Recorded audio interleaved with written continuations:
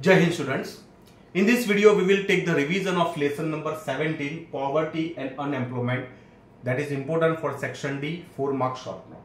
So who is called poor person? Poor, that means those who are deprived from the basic requirement, food, clothes, shelter, education, health, these all are called the poor person. So what is the poverty in India? What is the poverty line in India? BPL people के characterise क्या है? 4 marks में आ सकता है. तो ऐसे जो पीपल है उनका एजुकेशन प्रॉपर नहीं होता है, वो force to live in the dirty places, health issues रहते हैं, उनका डेथ रेशियो ज्यादा होता है, चाइल्ड डेथ रेशियो उनका ज्यादा रहता है और बहुत सारे बेसिक रिक्वायरमेंट्स फुलफिल नहीं होते, अनएम्प्लॉयमेंट ज्यादा होता है. These all are the characteristics of the BPL people. Now the measurement of poverty. Poverty को कैसे मेजरमेंट करेंगे?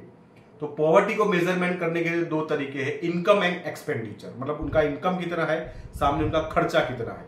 इनकम जीरो है, एकदम लेस, एक्सपेंडिचर ज्यादा है, तो वो भी एक पॉवर्टी, वो फैमिली बन सकती है.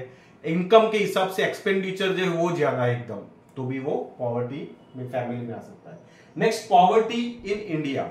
ये टॉपिक के अंदर बहुत सारे जो डेटा दिया गया है कि भाई गांव के अंदर एक पर्सन रहता है, उसका एक्सपेंडिचर एक पर्सन का डिसाइड किया गया 816 रुपीज, मतलब 5 जन की फैमिली तो 4080 रुपीज. शहर के अंदर अर्बन एरिया 1000 एक्सपेंडिचर, 5 जन की फैमिली तो 5000 एक्सपेंडिचर.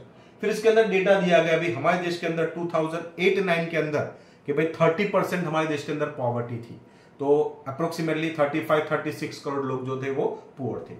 9-10 के अंदर हमारे देश के अंदर जो पॉवर्टी है वो बढ़ के वहां पे हो गई 32%, मतलब पॉपुलेशन हो गया 45-46 करोड़. फिर 11-12 के अंदर हमने उसको घटा के कर दिया 21-22%, मतलब 27 crore people living in poverty line. फिर उसके बाद डेटा दिया गया कि भाई कौन कौन से स्टेट्स हमारे देश के अंदर कि भाई सबसे पुअर है और इनका परसेंटेज क्या है. तो सबसे पुअरेस्ट का जो आता है दैट इज छत्तीसगढ़, जहां पे मोर देन 35% जहां पे पॉवर्टी वहां पे बताया गया है, और सबसे जो कम है वो गोवा के अंदर 5-6% वहां पे पॉवर्टी है. तो ये सब आपको डेटा अंदर आपको ये सब लिखना पड़ेगा. फिर what is the rural poor and what is the urban poor. गांव के गरीब और शहर के गरीब. गांव के गरीब मतलब ज्यादातर वो एग्रीकल्चर, बेसिक रिक्वायरमेंट नहीं होता, क्योंकि गांव के जो लोग हैं वो ज्यादातर डिपेंड्स होते हैं एग्रीकल्चर के ऊपर. तो एग्रीकल्चर जो अनएम्प्लॉयमेंट होते हैं, सीजनल अनएम्प्लॉयमेंट है, that is the rural poor. Urban poor मतलब जो इंडस्ट्रीज, छोटे मोटे चाय टपरी की दुकान बनाते हैं या तो कुछ छोटा मोटा बिजनेस करते हैं लेकिन उसका प्रॉपर चलता नहीं है, रिक्शा चलाते हैं, लारी चलाते हैं, छोटे मोटे जो काम काज करते हैं, that is called the urban poor. फिर रीजन ऑफ पॉवर्टी 4 मार्क्स के लिए आ सकता है. रीजन ऑफ पॉवर्टी कि पॉवर्टी के क्या रीजन है. So lack of infrastructure, lack of education, lack of knowledge. उसके अंदर कि हमारे देश के अंदर इतना पॉवर्टी रेशियो क्यों ज्यादा है, एग्रीकल्चर के ऊपर ज्यादा डिपेंड्स होते हैं, और एग्रीकल्चर होता है वो सीजनल होता है. तो दीज वाला हमारे ऑर्थोडॉक्स है, हमारे ट्रेडिशन है, बराबर के सीजनल अनएम्प्लॉयमेंट है, these all are searching for the white collar job. ये बहुत सारे जो रीजन है वो रीजन ऑफ पॉवर्टी. फिर there are the 2 types of the poor, absolutely poor and relatively poor. Absolutely poor means that is the deprived of basic requirement, मतलब एकदम भिखारी जो सड़कों पे रहते हैं, ना छत होती है, absolutely poor. Relatively poor मतलब comparatively कि एक की सैलरी 50,000 है और एक की सैलरी 1 लाख रुपीज है, तो 50,000 वाला अपने आप को थोड़ा गिल्टी फील करेगा कि भाई मैं उससे पुअर हूं, तो दैट इज रिलेटिवली पुअर. एक की सैलरी 10,000 है, 20,000 है, 30,000 है, तो 10,000 वाला ऐसा समझेगा कि भाई मैं 30,000 के सामने मैं पुअर हूं, तो that is the relatively poor. So these are the topic completed. Now the strategy for poverty eradication. 4 marks में आ सकता है कि भाई write a short note on strategy for poverty eradication. तो पॉवर्टी इरेडिकेशन के लिए गवर्नमेंट ने कुछ यहाँ पे टेक्स्ट बुक के अंदर पॉइंट्स दिए हैं कि भाई गरीबी हटाओ योजना फ्रॉम द ग्रीन रेवोल्यूशन. गरीबी हटाओ, भारत आजादी के बाद देश के अंदर गवर्नमेंट ने चलाया गरीबी हटाओ, ग्रामोदय से भारतोदय. गांव के जो इंफ्रास्ट्रक्चर है उसको सेटअप करो, गांव के एग्रीकल्चर जो सेक्टर है उसको सेटअप करो, एग्रीकल्चर के अंदर से सबसे ज्यादा लोगों को रोजगारी दो. पॉवर्टी इरेडिकेशन, पॉवर्टी कब दूर होगी, जब लोगों को काम मिलेगा, रोजगार मिलेगा. तो उसके अंदर आपको लिखने का भाई किस किस तरीके से हम रोजगार दे सकते हैं एम्प्लॉयमेंट दे सकते हैं। फिर heavy taxes on luxurious products, subsidy on the poor for the poor person, बहुत ही जो टैक्सेशन पॉलिसी जो बहुत ही लग्जरियस प्रोडक्ट्स है उसके ऊपर ज्यादा टैक्स लगाया जाए, सब्सिडी दी जाए, लोन दिया जाए, फार्मर्स को हेल्प किया जाए, तो ये सारी पॉलिसी है। इंफ्रास्ट्रक्चर को सेटअप किया जाए, एजुकेशन, हेल्थ, इंफ्रास्ट्रक्चर, ये सारे जितने भी सेक्टर है वो इंपोर्टेंट सेक्टर है, उसके अंदर ज्यादा से ज्यादा लोगों को रोजगार मिले।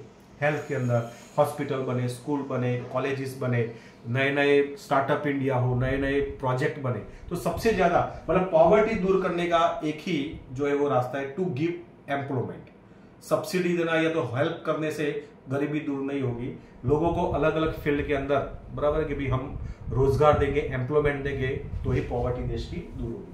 फिर उसके बाद है पीएपी, पॉवर्टी एलिवेशन प्रोग्राम। उसके अंदर बहुत सारे अलग अलग जो है वो गवर्नमेंट के प्रोग्राम है कि भी किस तरीके से पॉवर्टी जो है दूर कर सकते हैं। तो प्रधानमंत्री कृषि Sinchai Yojana, Pradhanmantri farm safety plan, national drinking water plan, e NAM scheme, ग्रामोदय से भारत उदय, दीनदयाल उपाध्याय ग्राम ज्योति योजना, सब्सिडी वन बंधु Kalyan Yojana, encouragement organic farming, chief minister village road scheme, मां अन्नपूर्णा योजना, आदर्श सांसद ग्राम योजना, मनरेगा योजना, very important, that is about the MNREGA योजना, मिशन मंगलम, दंतोपंत थेगड़ी ब्याज सहाय योजना, ज्योति ग्राम उद्योग विकास योजना, वाजपेयी बैंकेबल योजना। तो ये सारी अलग अलग योजनाएं हैं जिस योजना से हम सब लोगों को एग्रीकल्चर के अंदर, इंफ्रास्ट्रक्चर के अंदर लोगों को काम देकर, जैसे मनरेगा कि भाई 100 दिन की रोजगार की गारंटी है साल के अंदर, भी आपको 7 आवर्स काम करने का इतना आपको पेमेंट मिलेगा। So these all are the different. Adarsh Sansad Gram योजना, हर एक सांसद को काम दे दिया है कि भाई आपको ये इसका डेवलपमेंट करने का 5 साल के लिए। Chief minister village scheme road, गांव की सड़कों को बनवाना। तो जितना इंफ्रास्ट्रक्चर डेवलपमेंट होगा, जितना सारा सब कुछ, जैसे देख सकते हो भाई शहरों के अंदर इंफ्रास्ट्रक्चर डेवलपमेंट हो रहा है, वहां पे हजारों मजदूरों को काम मिल रहा है। तो इन शॉर्ट पॉवर्टी को दूर करने का एक ही प्रॉपर सॉल्यूशन है, to give employment in the different sector. तो poverty alleviation programme, very very most important short note of this lesson. Unemployment and types of unemployment. Unemployment किसको कहते हैं कि भाई जिसका एजुकेशन कंप्लीट हो चुका है, जिन्होंने अपना 14 इयर्स कंप्लीटेड है और विदाउट एनी जॉब, या तो वो काम की तलाश में है लेकिन उसको जॉब नहीं मिल रहा है। उसके टाइप्स है, सीजनल अनएम्प्लॉयमेंट है, इंडस्ट्रियल अनएम्प्लॉयमेंट है, then after the different types of the unemployment, friction unemployment, structure unemployment, disguised unemployment. तो इसके टाइप्स है वो आपको आ सकते हैं भी कौन से types. Proportion of unemployment India, Bharat के अंदर अनएम्प्लॉयमेंट का जो रेशियो है वो किस तरीके का है। तो प्रोपोर्शन ऑफ अनएम्प्लॉयमेंट कि भारत के अंदर अनएम्प्लॉयमेंट का ratio 32 million people were uneducated unemployment and 84 million were educated unemployment. मतलब ये बात बताता है भारत के अंदर एजुकेटेड अनएम्प्लॉयमेंट का रेशियो ज्यादा है। टेक्स्ट बुक के अंदर पूरा उसका डेटा दिया है।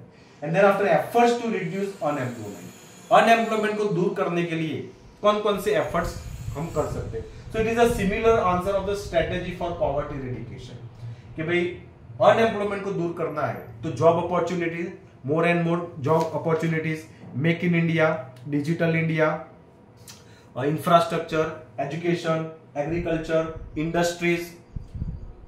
Then after about the registrations of the employment office, employment centre के ऊपर रजिस्ट्रेशन।